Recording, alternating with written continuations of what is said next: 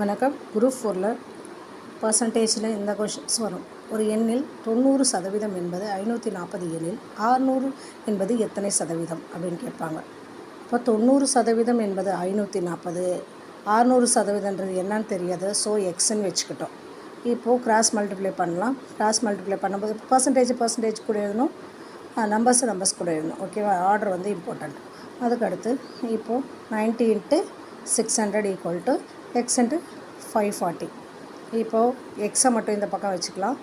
இந்த 540 இங்கே டிவைடில் வந்துடும். 9 6 are 54. ஓகேவா? ஸோ இது கேன்சல் ஆகிடும். 0 0 கேன்சல். அப்போது 6 இருக்குது. 6 வந்து இங்கே 1 அடிக்கலாம் இல்லையா? 1 6 6.